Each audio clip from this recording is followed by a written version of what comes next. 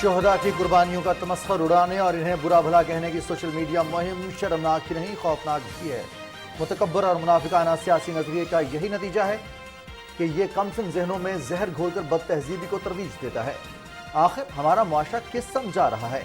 ہمیں شدت سے خود احتسابی کی ضرورت ہے۔ وزیر اعظم محمد شہباز شریف کا ٹویٹ۔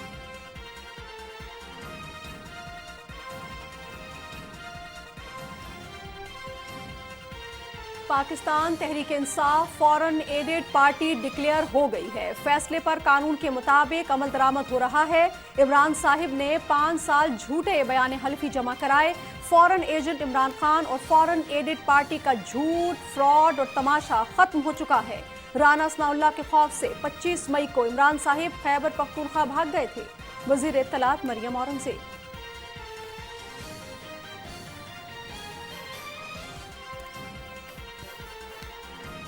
عمران نیازی نے 8 سال پوری کوشش کی کہ فورن فنڈنگ کیس کا فیصلہ نہ آئے۔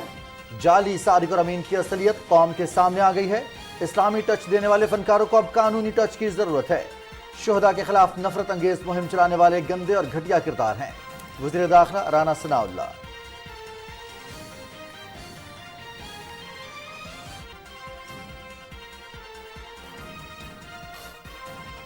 عمران خان چوری کرتے رنگے ہاتھوں پکڑا گیا ہے۔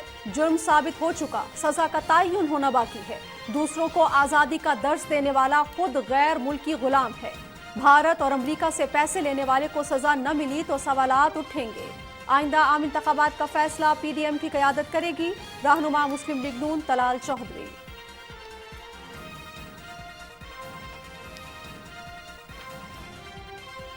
ملک بھر میں جشن آزادی کی تیاریاں زور و شور سے جاری۔ ملک کے تمام چھوٹے بڑے شہروں کی سڑکوں اور گلی کوچوں میں سبز ہلالی پرچموں کی بہار۔ وطن سے محبت کرنے والوں نے گھروں اور گاڑیوں پر قومی پرچم لہرا دیے۔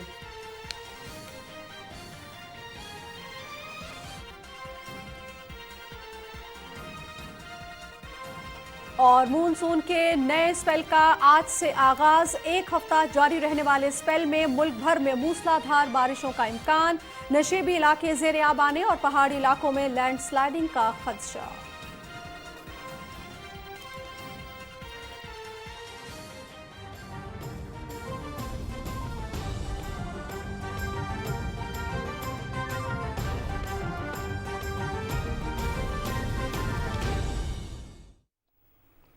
السلام علیکم ناظرین، نیوز شو کے ساتھ میں ہوں رضوان علی احمد اور میں ہوں نازیہ خان۔ ہیڈ لائنز آپ جان چکے ہیں، شو کا کریں گے باقاعدہ آغاز، لیکن ایک چھوٹی سی بریک کے بعد۔ ساتھ رہیے گا۔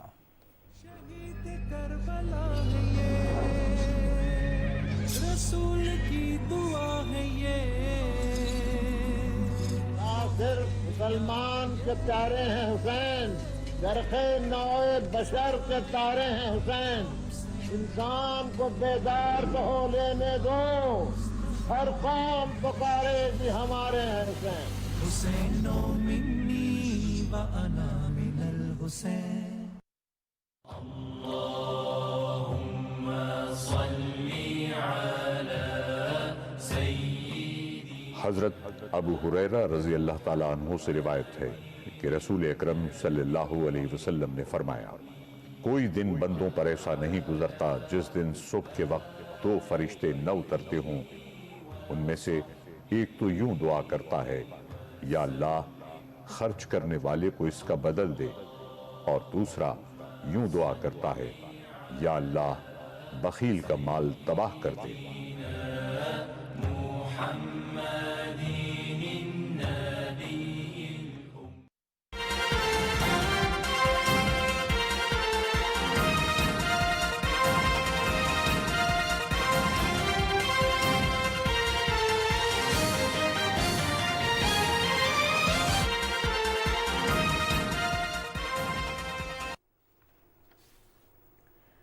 नाज़रीन, वज़ीर आज़म मोहम्मद शहबाज शरीफ कहते हैं कि हमारे शोहदा की कुर्बानियों की तौहीन और मजाक उड़ाने वाली सोशल मीडिया मुहिम खौफनाक है। वज़ीर आज़म ने अपने ट्वीट में कहा कि खुद पसंद सियासी बयानिए का यही नतीजा होता है। सियासी बयानिए नौजवानों के जहनों को जहर आलूद करते हैं और नफरत अंगेज तकरीर को हथियार बना देता है। वज़ीर आज़म ने इस बात पर अफसोस का इजहार किया कि और सवाल किया कि आखिर हम किस राह पर चल पड़े हैं। उन्होंने कहा कि ये लम्हा गहरे गौर व फिक्र का मुतालबा करता है। ख़तरनाक मुहिम चलाई गई और वज़ीर आज़म मोहम्मद शहबाज शरीफ कहते हैं कि इस तरह की मुहिम से सियासी बयानिया बनाया जाता है और कमसन जहनों को वरगलाया जाता है, उन्हें जहर आलूद कर दिया जाता है। वज़ीर इत्तलात मरियम औरंगज़ेब कहती हैं कि Pakistan Tehreek Insaf political party order 2002 के तहत फॉरेन एडेड पार्टी डिक्लेयर हो चुकी है। इलेक्शन कमीशन के फैसले के तहत इमरान साहिब ने 5 साल झूठा एफिडेविट जमा करवाया। फवाद चौधरी के बयान पर रद्दमल देते हुए उन्होंने कहा कि 8 साल में 11 दफा इस्लामाबाद हाई कोर्ट का दरवाजा खटखटा चुके हैं और 9 वकला बदल चुके हैं। फॉरेन एजेंट और फॉरेन एडेड पार्टी के लिए कानून के तमाम दरवाजे बंद होते हैं। मरियम औरंगजेब ने कहा कि 8 साल में पीटीआई ने 9 वकला बदले, 50 मरतबा समात को मुलतवी करवाया, 11 पिटिशंस हाई कोर्ट्स में की। आज जो बातें कर रहे हैं 8 साल में इलेक्शन कमीशन में करनी चाहिए थी। वजीर इत्तलात ने कहा कि राना सनाउल्लाह का खौफ इमरान खान को था, इसीलिए 20 किलो हेरोइन का झूठा मुकदमा बनाया गया। राना सनाउल्लाह के खौफ से 25 मई को इमरान साहिब खैबर पख्तूनख्वा भाग गए थे। उन्होंने कहा कि फवाद, एहतियात अच्छी चीज़ है, औकात तक न जाएं तो आपके लिए बेहतर होगा। फॉरेन फंडिंग केस का फैसला आ चुका है, अब कानून के मुताबिक अमल दरामद हो रहा है। 8 साल में 1 रुपए और 1 अकाउंट का हिसाब नहीं दिया, अब किसी जवाब की जरूरत नहीं है। अब फॉरेन एजेंट इमरान खान और फॉरेन एडेड पार्टी का झूठ, फ्रॉड और तमाशा खत्म।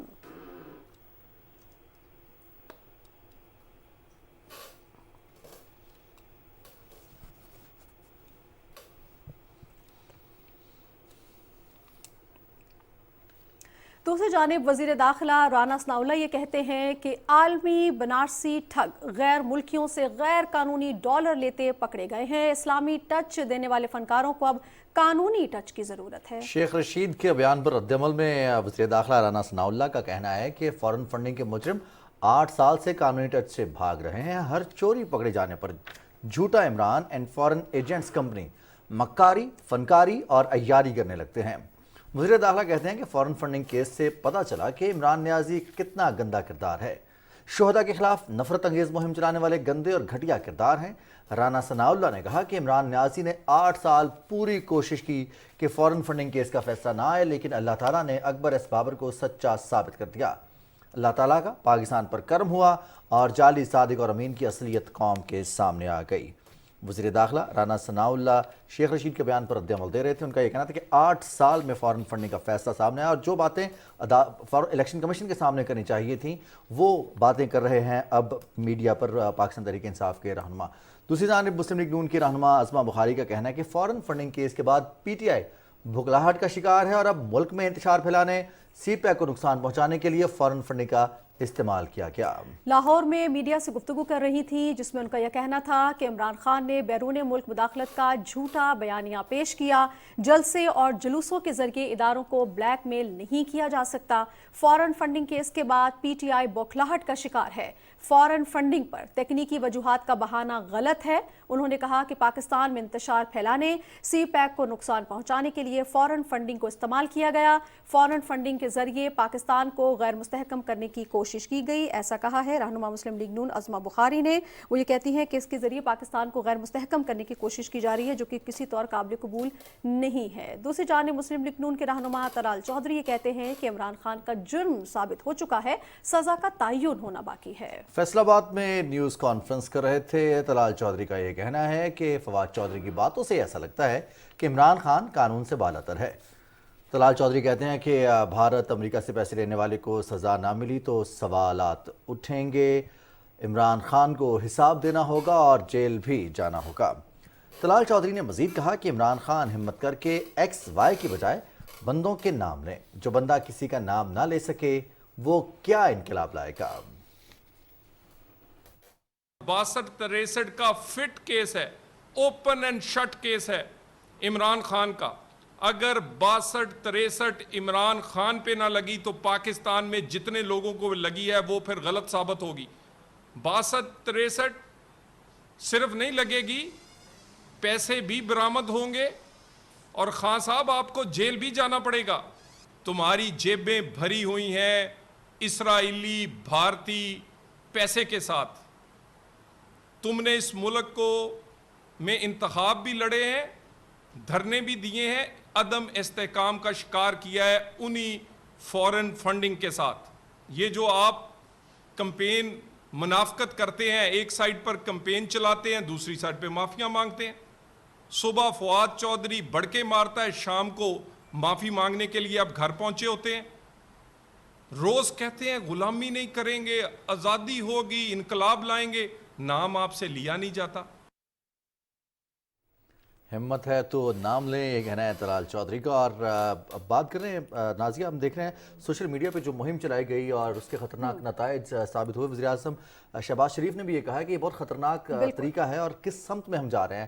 اب مختلف سیاسی جماعتوں کی جانب سے, سیاسی رہنماؤں کی جانب سے اس مذموم مہم کی مذمت بھی جاری ہے. مسلم لیگ کاف کے صدر چودھری شجاعت حسین کہتے ہیں پاک فوج نے ہر آفت اور مشکل گھڑی میں قوم کی مدد اور خدمت کی ہے. جی ہاں, ایک بیان انہوں نے دیا جس میں وہ کہتے ہیں کہ امن و امان کی بحالی ہو, دہشت گردی کا خاتمہ ہو. پاک فوج نے ہمیشہ ایک انتہائی اہم اور لازوال قربانیاں ہیں ان کی, جن کو کسی صورت بھی نظر انداز نہیں کیا جا سکتا.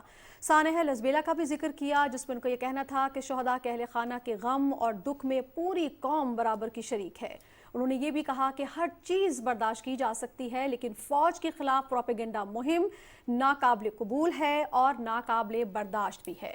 سیاستدان سیاسی معاملات اور مصلحتیں پس پشت رکھ کر پروپیگنڈا مہم کو ناکام بنائیں اور فوج کی مکمل سپورٹ کریں, ایسا کہا ہے مسلم لیگ کاف کے صدر چودھری شجاعت حسین نے, جنہوں نے سراہا پاک فوج کی ہر آفت اور مشکل کی گھڑی میں جو وہ قوم کے ساتھ شانہ بشانہ کھڑی رہی, ان کے کردار کی تعریف کی اور جو بھی پروپیگنڈا مہم چلائی جا رہی ہے جس طرح سے ابھی رضوان آپ نے بھی کہا اس کی شدید الفاظ میں انہوں نے مذمت بھی کی. دوسری جانب صوبائی وزیر سندھ شرجیل انعام میمن یہ کہتے ہیں کہ عمران خان اپنے ورکرز کو تہذیبی پر اکسانے اور ورغلانے میں مصروف ہے. عمران خان کا ایجنڈا پاکستان میں انتشار پھیلانا ہے. ہیلی کاپٹر آنے کے حوالے سے ہی اپنے بیان میں صوبائی وزیر کا یہ کہنا ہے کہ ہیلی کاپٹر سانحے پر نہ صرف شہیدوں کے ورثہ بلکہ پوری قوم افسردہ اور غمزدہ ہے. سانحے کے بعد عمران خان کی جماعت نے غیر اخلاقی مہم چلائی جس سے شہداء کے ورثہ کی دل آزاری ہوئی. پوری قوم میں عمران خان کے لیے شدید نفرت بھر گئی ہے. شہداء کے معاملے پر عمران خان اپنی حرکتوں سے باز آ جائیں. اور یہاں آپ کو آگاہ کریں کہ ابوظہبی کے ایک سرکاری ذرائع نے بتایا ہے کہ متحدہ عرب امارات مختلف اقتصادی اور سرمایہ کاری کے شعبوں کی پاکستانی کمپنیز میں $1 ارب کی سرمایہ کاری کرنے کا ارادہ رکھتا ہے. اس اقدام کا مقصد سرمایہ کاری کے نئے مواقع اور مختلف شعبوں کے منصوبوں میں تعاون کی نئی راہیں تلاش کرنا ہے تاکہ دونوں ملکوں کے بہترین مفاد میں دو طرفہ اقتصادی تعلقات کو وسعت دی جا سکے. سرکاری نیوز ایجنسی وانک کے مطابق متحدہ عرب امارات اور پاکستان گیس توانائی کے بنیادی ڈھانچے, قابل تجدید توانائی, صحت کی دیکھ بھال, بائیو ٹیکنالوجی, زرعی technology, logistics, digital communication, e commerce اور مالیاتی خدمات میں تعاون جاری رکھنے کے خواہاں ہیں. اب کچھ بات کریں گے صدر ڈاکٹر عارف الوی کے ٹویٹ کے حوالے سے جس میں وہ کہتے ہیں کہ ہمارے پاس صلاحیت موجود ہے, ہم نے قربانیاں دی ہیں, صرف محنت کا راستہ اپنانا ہے کیونکہ روشن مستقبل ہمارا منتظر ہے. پاکستان کی 75ویں سالگرہ کے موقع پر ایک تصویر ٹویٹ کرتے ہوئے اسے دل فریب منظر قرار دیا. صدر ڈاکٹر عارف الوی نے تصویر میں پاکستان کی تاریخ کے 2 اہم ترین شخصیات ڈاکٹر علامہ محمد اقبال اور بانی پاکستان قائد اعظم محمد علی جناح ایک ساتھ دیکھے جا سکتے ہیں. صدر مملکت نے کہا کہ ایک نے خواب دیکھا اور دوسرے نے اس خواب کی تکمیل کی. اور اب بات کریں گے 2 قومی نظریے کے حوالے سے. اور ناظرین ہمارے ناظرین بخوبی آگاہ ہیں کہ ہندو اور مسلمان 2 ایسی قومیں ہیں جن کا طرز معاشرت ہو, مذہب ہو, ثقافت, غرض کے ہر ایک چیز ایک دوسرے سے بالکل الگ ہے. بالکل یہی وجہ ہے کہ 2 قومی نظریہ اس کی بنیاد بنا اور پاکستان اسی 2 قومی نظریے کی بنیاد پر وجود میں آیا. پشاور سے عماد امان مزید بتائیں گے. सालों तक एक साथ रहने वाली ये दोनों कौमें अंग्रेज़ों के ज़ेर तसल्लुत आईं तो चालाक हिंदुओं ने साम्राज्य की ग़ुलामी को जैसे कबूल कर लिया। नतीजे में मुसलमानों के मुकाबले में उन्हें ना सिर्फ मुराद मिली बल्कि वो सियासी धारे में जगह भी बनाने में कामयाब हो गए। मुसलमानों ने इस खित्ते पर सदियों तक हुक्मरानी की, इसलिए उनके लिए नाकाबिले कबूल था अगर उन्हें अंग्रेज़ जाते हुए हिंदुओं की ग़ुलामी में दे जाता। ऐसे में अल्लामा इकबाल जैसे साहिब बसीरत लोग सामने आए जिन्होंने सालों पहले वाज़े कर दिया कि हिंदू और मुसलमान दो अलग कौमियतें हैं जिनका रहन सहन, तारीख़ और जोग्राफिया एक दूसरे से नहीं मिलता। 23 मार्च वो दिन था जब कायदे आज़म की क़यादत में मुस्लिम लीग ने दो कौमी नज़रिए को अपनी बका की कुंजी करार देते हुए अलग वतन का मुतालबा किया और फिर उस पर डट गए। शायर मशरिक़ का ख्वाब मोहम्मद अली जिन्ना की वलवला अंगेज़ क़यादत में मुसलमानों के काफ़िले को लेता हुआ अपनी ताबीर की तरफ बढ़ने लगा। अंग्रेज़ सरकार मुसलमान क़यादत की कमिटमेंट को किसी लहजा कमज़ोर न कर सकी और यूं 14 अगस्त 1947 को बरसग़ीर के मुसलमानों का नया वतन पाकिस्तान मारज़ वजूद में आया। दो कौमी नज़रिया पहले भी एक हकीकत था और आज भी मजहबी आज़ादी, तशख़्ख़ुस और वक़ार की ऐसी अलामत है जिसको झुटलाया नहीं जा सकता। अमाद अवान, पाकिस्तान टेलीविज़न न्यूज़, पेशावर। नाज़रीन, बानी पाकिस्तान कायदे आज़म मोहम्मद अली जिन्ना की आखिरी आरामगाह मज़ार कायद की खुसूसी अहमियत है। इसकी तामीर, तज़ीन व आराइश और इसकी तारीख़ क्या है, इस हवाले से सबा जावेद ने कराची से एक रिपोर्ट तैयार की है। आइए देखते हैं।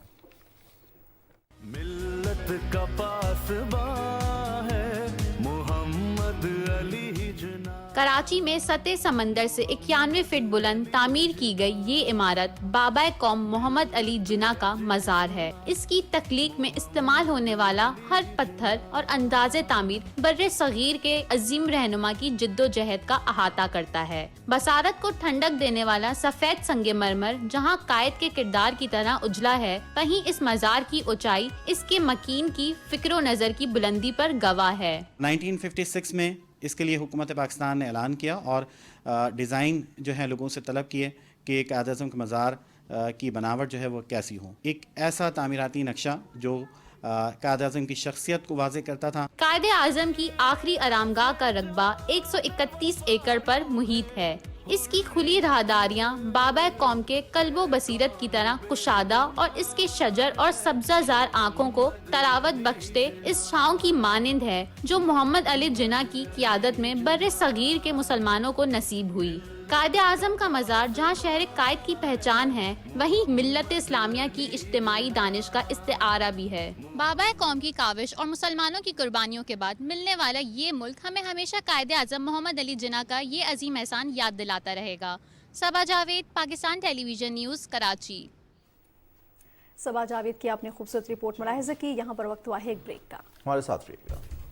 शहीद करबला है ये, रसूल की दुआ है ये। आखिर मुसलमान के प्यारे हैं हुसैन, गरखे नौए बशर के तारे हैं हुसैन। इंसान को बेदार तो हो लेने दो, हर कौम पुकारेगी हमारे हैं हुसैन। हुसैनो मिन्नी व अना मिनल हुसैन।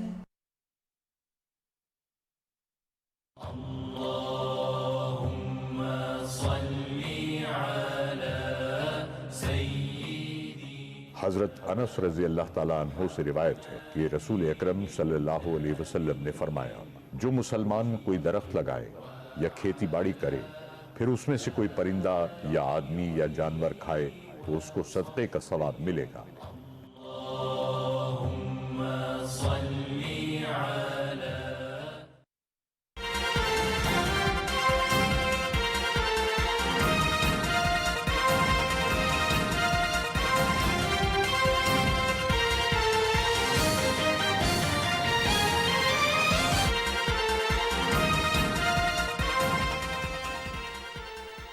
और नाज़रीन, ब्रेक के बाद न्यूज़ शो में वापस आए। आपका एक दफ़ा फिर खैर मकदम है। नाज़िया, एक ऐसी जगह है जहाँ पहुँचना, वहाँ रुकना, क़याम करना, इबादत करना ہر مسلمان کی خواہش ہوتی ہے، اور ایسا ہی ایک مقام ہے ریاض الجنہ، جہاں نوافل کی ادائیگی ہر مسلمان کی خواہش ہے۔ بالکل، اور زائرین کی سہولت اور وقت کی بچت کے لیے سعودی حکومت نے خصوصی نظام بھی اس حوالے سے ترتیب دیا ہے، جس کی تفصیل ہمیں بتا رہے ہیں عمران منصب۔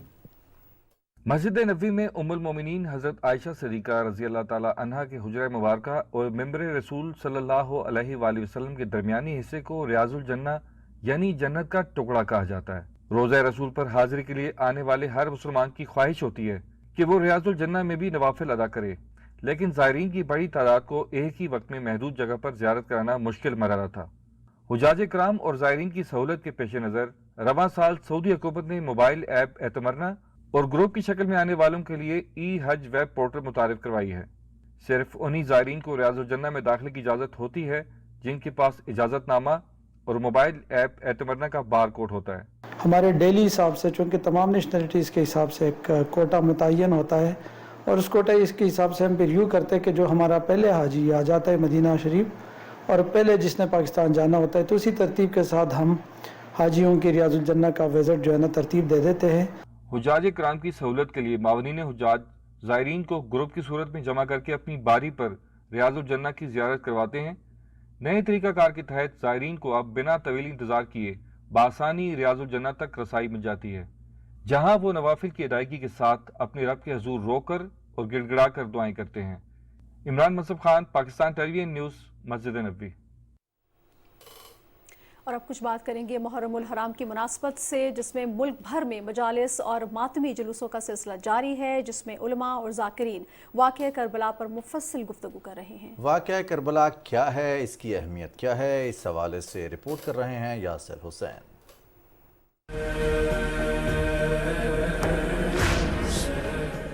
اسلامی تاریخ میں واقعہ کربلا کی اہمیت سے کون واقف نہیں؟ شہدائے کربلا پر ظلم و ستم کے جو پہاڑ توڑے گئے وہ عالم اسلام کے لیے آج بھی ایک سوالیہ نشان ہے۔ واقعہ کربلا کسی سیاست اور اقتدار کی جنگ کی بجائے صرف اور صرف بقائے اسلام کی جنگ تھی۔ یزید حضرت امام حسین علیہ السلام سے بیعت چاہتا تھا، جبکہ امام حسین علیہ السلام نے یہ بیعت اس لیے نہ کی کیونکہ آپ شریعت اسلامی کا نفاذ چاہتے تھے۔ حضرت امام حسین علیہ السلام کو کوفہ بلا کر اور ظلم کے خلاف کمر بستہ ہونے کی دعوت دینے کے بعد کوفی تو پیچھے ہٹ گئے، لیکن حضرت امام حسین علیہ السلام نے یہ جنگ آخری دم تک لڑی۔ حاکم کوفہ نے سفیر امام حسین مسلم بن عقیل کو شہید کر دیا، جس کے بعد عراق کی جانب رواں سیدنا امام حسین علیہ السلام کے قافلے کو روکنے کے لیے ابن زیاد نے لشکر بھیج دیا، جس کی ذمہ داری امام حسین علیہ السلام سے بیعت لینا تھی۔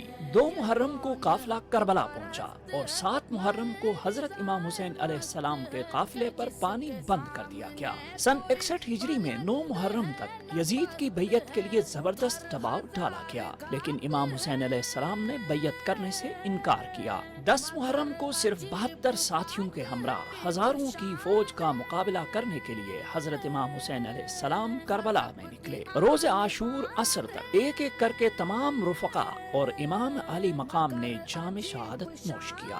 یوں حضرت امام حسین علیہ السلام نے شریعت کے خلاف کسی حکمران کی غلامی قبول کرنے پر موت کو ترجیح دی، جس سے اسلام کی حقانیت واضح ہو گئی۔ قتل حسین اصل میں مرگ یزید ہے، اسلام زندہ ہوتا ہے ہر کربلا کے بعد۔ یاسر حسین، پاکستان ٹیلی ویژن نیوز، اسلام آباد۔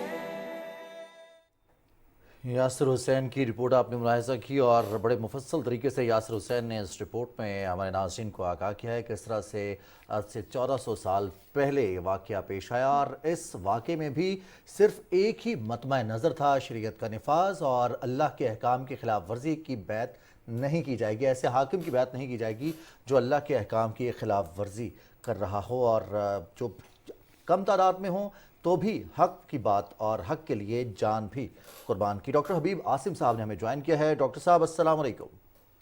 جی وعلیکم السلام۔ بہت شکریہ ڈاکٹر حبیب عاصم صاحب، آپ نے وقت دیا پاکستان ٹیلی ویژن نیوز کو، ہمارے شو کے لیے آپ نے وقت نکالا۔ ڈاکٹر صاحب، واقعہ کربلا ہمیں کیا درس دیتا ہے؟ دیکھیے، سب سے پہلی بنیادی بات یہ ہے کہ خلافت راشدہ کے بعد جب خلافت ملوکیت میں بدلی، یعنی بادشاہت میں بدلی، اور بادشاہت کا مطلب یہ ہے کہ حکمران میں ایمان، تقوی، علم، صلاحیت اور دیگر جو کوالٹیز ہونی چاہیے ان کو پیش نظر رکھنے کے بجائے صرف باپ کے بعد بیٹا حکمران ہونا چاہیے، اس اصول کو اختیار کیا گیا. اور یہ اسلامی تعلیمات کی سب سے پہلی خلاف ورزی تھی، جس کو اس وقت کے جید اصحاب رسول نے محسوس کیا اور اس کے خلاف بغاوت کی یا کم از کم اس کی مخالفت کی. اور اس اعتبار سے یہ پہلا نقطہ ہے کہ مسلمانوں کی ریاست کا حکمران صرف وہی بن سکتا ہے جس کے اندر وہ صلاحیتیں یا کوالٹیز پائی جاتی ہوں جو قرآن مجید میں لکھی گئی ہیں، جن کا ذکر اللہ کے رسول نے کیا اور جس پر خلفائے راشدین اپنی زندگی میں عمل کرتے رہے. اس پہلی خرابی کی طرف ائمہ کرام نے اور خاص طور پر سیدنا امام حسین علیہ الصلوۃ والسلام انہوں نے علم بغاوت بلند کیا. دوسری بات کہ جب بھی کہیں اسلامی ریاست وجود میں آتی ہے تو اسلامی ریاست کا جو بیت المال ہے، یعنی ان کا جو قومی خزانہ ہے، وہ اس حکمران کی ذاتی ملکیت نہیں ہوتا، وہ عوام کی ملکیت ہے اور حکمران اسے اپنی مرضی سے استعمال نہیں کر سکتا، بلکہ صرف اور صرف عوام کی فلاح و بہبود اور اسلامی ریاست کی قوت کے لیے استعمال کر سکتا ہے.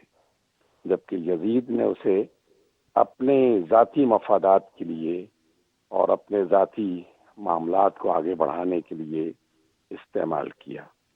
یہ دوسری بڑی غلطی تھی جس کو بہت سارے جید صحابہ نے محسوس کیا اور اس کی مخالفت کی. اور تیسرا بہت بڑا گناہ جو یزید نے کیا، جس کی مثال ہمیں آپ صلی اللہ علیہ وسلم کے زمانے میں اور چاروں خلفاء کے زمانے میں نہیں ملتی، کہ جو بھی مخالف ہے اس کو اڑا دیا جائے، اسے ختم کر دیا جائے. ٹھیک ہے. اچھا ڈاکٹر صاحب، یہ حرمت والا مہینہ ہے، جس طرح سے آپ نے بھی فرمایا، یہ کیا تقاضا کرتا ہے ہم مسلمانوں سے؟ ہم کیسے اپنی زندگی کو رہنما اصولوں پہ ڈھال کر بہتری کر سکتے ہیں اپنی زندگیوں میں اور سرخروئی حاصل کر سکتے ہیں؟ دیکھیے، میں یہی تینوں باتیں بتا رہا ہوں کہ انفرادی طور پر تو تعلیمات پر جیسے جیسے عمل ہوتا رہا اور آج بھی ہو رہا ہے. لوگ روزے بھی رکھ رہے ہیں، نمازیں بھی پڑھ رہے ہیں، حج بھی ادا کر رہے ہیں، لیکن ایک اجتماعی معاملے کو آگے بڑھانے کے لیے جو زرعین اصول اللہ اور اس کے رسول نے دیے تھے، ان سے انحراف نہیں کرنا چاہیے. اس میں پہلی خرابی میں نے بتائی کہ حکمرانی اس فرد کے حوالے کرنی چاہیے جو ایمان، تقوی، سچائی، صلاحیت اور دیانتداری کے اعتبار سے سب سے بہتر ہو. اور دوسرا یہ کہ قومی خزانہ جو ہے اسے اپنی مرضی کے مطابق استعمال کرنے کے بجائے صرف اور صرف عوام کی فلاح و بہبود اور اسلامی ریاست کی طاقت کے لیے استعمال کرنا چاہیے. اور تیسرا یہ کہ جتنے بھی معاملات ہیں، قرآن کی آیات کہتی ہیں کہ ان کو باہمی مشاورت کے ذریعے سے حل کیا جائے. اسی وجہ سے شورائیت کا باقاعدہ ایک منظم نظام ہمیں قرآن نے دیا، رسول اللہ صلی اللہ علیہ وسلم نے اس پر عمل کیا، خلافت راشدہ میں اس پر عمل ہوتا رہا. لیکن جب جبر کی طاقت سے اپنے فیصلے منوائے جانے لگے تو پھر یہ اسلامی ریاست کی یقیناً بنیاد کو ہلا دیتا ہے. اس لیے ہم اگر اپنی زندگی میں کوئی بہتری چاہتے ہیں اور کوئی اچھی تبدیلی چاہتے ہیں تو کم از کم ان تین زرعین اصولوں کو اختیار کرنا چاہیے. ایسے افراد کی حمایت کرنی چاہیے کہ جو ان تین زرعی اصولوں کے مطابق آگے بڑھنا چاہتے ہیں. ایسے لوگوں کی مخالفت کرنی چاہیے جو ان تینوں میں سے تینوں کی یا کسی ایک کی بھی مخالفت کر رہے ہوں. ہمارے لیے رسول اللہ صلی اللہ علیہ وسلم کے ساتھ حضرت امام حسین کا یہ عمل ایک ذرعی حیثیت رکھتا ہے اور ایک مثال بنتا ہے. اگر ہم صرف ان کے لیے عقیدت کا اظہار کرتے رہیں تو محض عقیدت کا اظہار ناکافی ہے جب تک کہ اس راستے پر نہ چلیں جس راستے کو سیدنا امام حسین علیہ الصلوۃ والسلام نے پسند فرمایا اور اس کے لیے اپنی جان اور اپنے خاندان کے 70 افراد کی جان قربان کی تھی۔ ڈاکٹر صاحب، ابھی ہم جو حالات دیکھ رہے ہیں پوری قرۂ ارض میں، جہاں بھی اس طرح کے حالات ہیں، حق بمقابلہ باطل ہے، وہاں پر مسلمان مشکلات کا شکار ہیں۔ آج کے دور میں کس امر کی ضرورت ہے؟ ان تمام واقعات کی روشنی میں، تمام کردار کی روشنی میں، حضرت امام حسین کے کردار سے لے کر ہم نبی کریم صلی اللہ علیہ وآلہ وسلم اور قرآن پاک کی جو تعلیمات ہیں ان کی روشنی میں آج اپنی زندگی کو اور باقی تمام انسانوں کی زندگی کو بہتر کیسے کر سکتے ہیں؟ دیکھیے، سب سے پہلا اس میں اصول یہ ہونا چاہیے کہ کوئی بھی شخص محض اپنی ذاتی مفاد کے لیے کام نہ کرے، بلکہ اجتماعی مفاد کو پیش نظر رکھے۔ اور دوسری بات یہ ہونی چاہیے کہ جہاں بھی کوئی اسلامی ملک یا ریاست قائم ہے، اسے پورے عالم اسلام کے بارے میں فکر کرنی چاہیے، اور جو بھی مظلوم ہے اس مظلوم کی حمایت کرتے ہوئے اس کی مدد کے لیے آگے بڑھنا چاہیے۔ دیکھیے، آج کی خبریں اور آج کی جتنے بھی عالمی میڈیا ہے اس میں یہ خبرنامہ پیش کیا جا رہا ہے کہ اسرائیل جو ہے وہ غزہ پر حملہ کر رہا ہے، مسجد اقصی میں یہودی داخل ہو گئے ہیں، کشمیر میں مظلوم جو ہیں وہ ابھی چند روز پہلے آپ کے پی ٹی وی میں بھی اس کی پوری تفصیلات بیان کی گئیں۔ تو جہاں پر بھی ظلم ہو اس ظلم کے خلاف آواز اٹھانا اور اجتماعی انداز میں آواز اٹھانا اور ظالم کا ساتھ نہ دینا، یہ سیدنا امام حسین کا راستہ ہے۔ لیکن جو لوگ ظالم کا ساتھ دے رہے ہوں یا مظلوم کا ساتھ نہ دے رہے ہوں اور اپنے ذاتی مفادات کے لیے کام کر رہے ہوں، وہ سیدنا امام حسین علیہ السلام کے راستے سے ایک دوسرے راستے پر چل رہے ہیں۔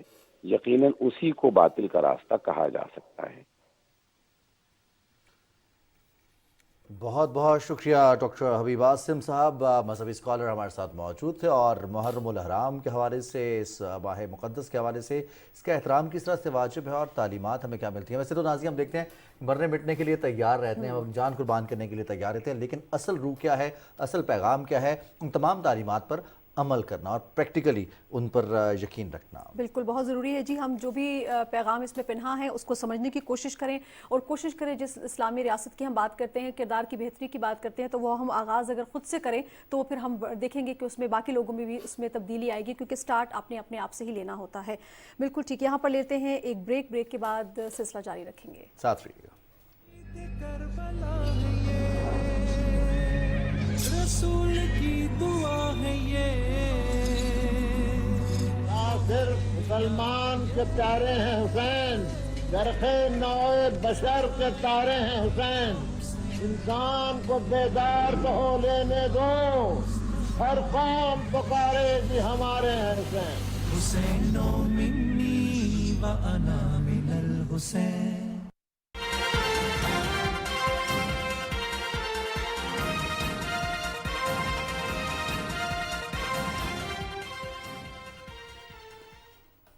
محرم الحرام کے حوالے سے ہی بات ہو رہی ہے، تو کچھ رضوان ہم بات کرتے ہیں امن و امان کی جو صورتحال ہے اور کیا انتظامات کیے گئے ہیں جڑواں شہروں کے حوالے سے۔ تو جڑواں شہروں میں محرم الحرام کے دوران امن و امان کو یقینی بنانے کے لیے، صورتحال کو بہترین رکھنے کے لیے پولیس اور دیگر سیکیورٹی اداروں کی بھاری نفری جو ہے وہ تعینات کی گئی ہے۔ کیا انتظامات کیے گئے ہیں، کتنی نفری تعینات کی گئی ہے، کون کون سے علاقے ہیں جہاں پر مختلف پابندیاں بھی نافذ کی گئی ہیں سیکیورٹی کو یقینی بنانے کے لیے، تفصیل بتائیں گے رضوان عارف۔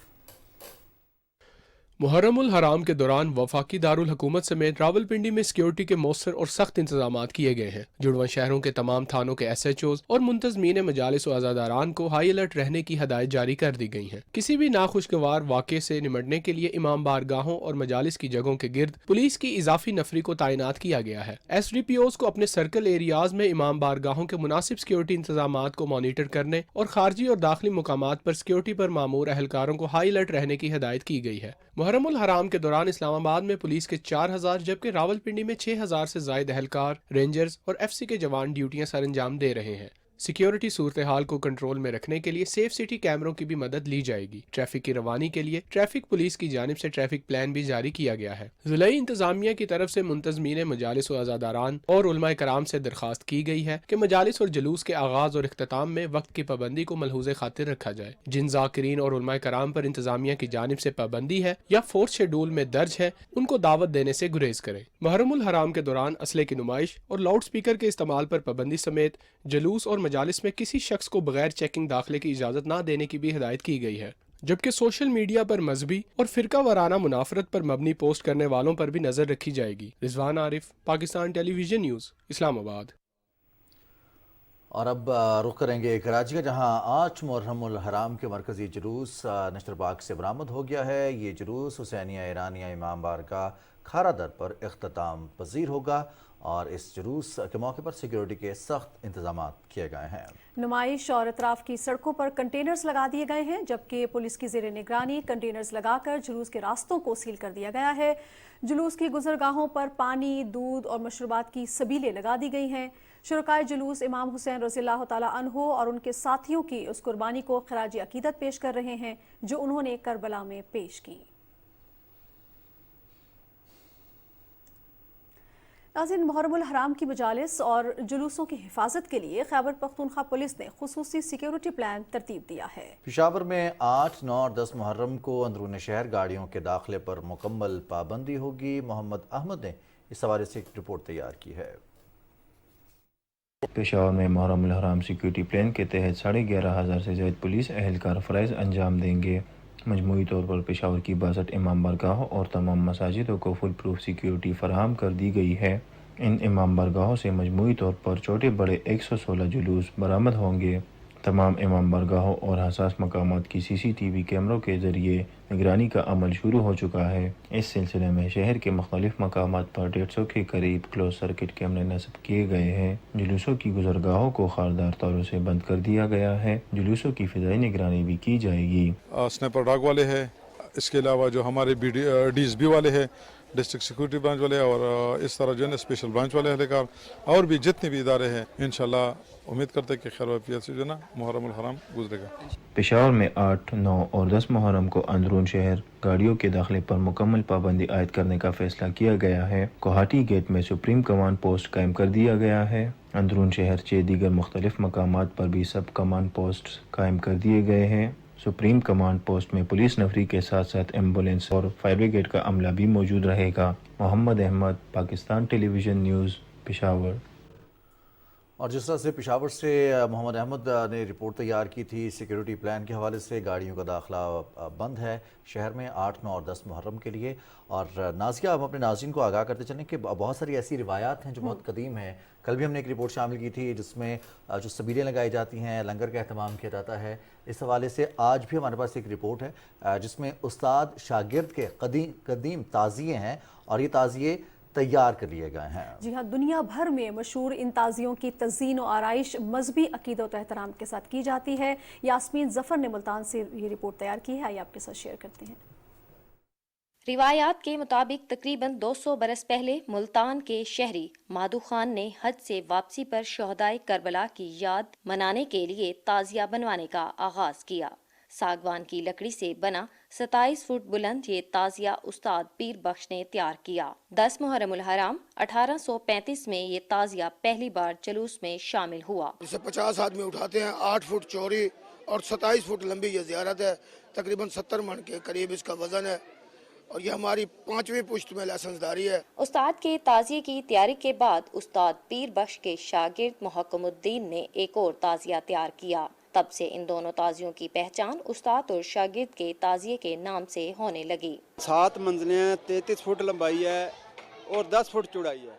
ये 120 मन इसका वजन है और 8 मुहर्रम को हम इसको कंप्लीट करके बाहर ज़ायरीन के लिए ज़ियारत के लिए निकाल देते हैं। तैयार की लकड़ी के बने शागिर्द के ताजिए की बुलंदी और वजन इससे भी ज्यादा है। इसे तकरीबन 100 अफराद मिलकर उठाते हैं और ये ताजिया उस्ताद के ताजिए के पीछे चलता है।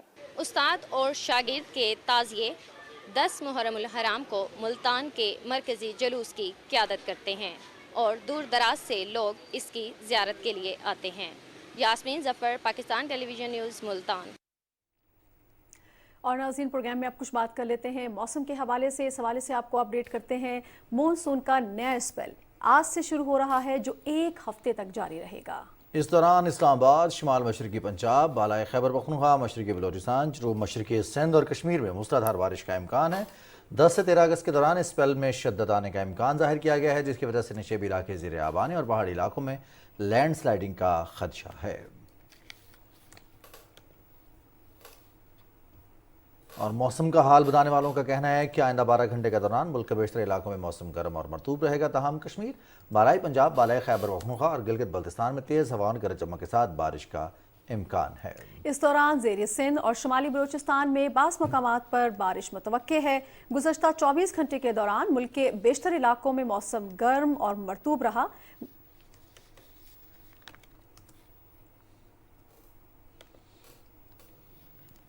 और अब बात करेंगे बारिश से मुतासरा दादू के हवाले से, जहां हालिया बारिशों और सैलाब से ज़िला दादू के 200 से ज़ायद देहात मुतासर हुए हैं, जहां पर इमदादी सरगर्मियां जारी हैं। पाकिस्तान के मुख्तलिफ इलाके इस वक्त सैलाब से मुतासर हैं और सैलाब मुतासरीन की इमदाद के लिए वफाकी हुकूमत सूबाई हुकूमतों के साथ मिलकर इक़दाम कर रही है।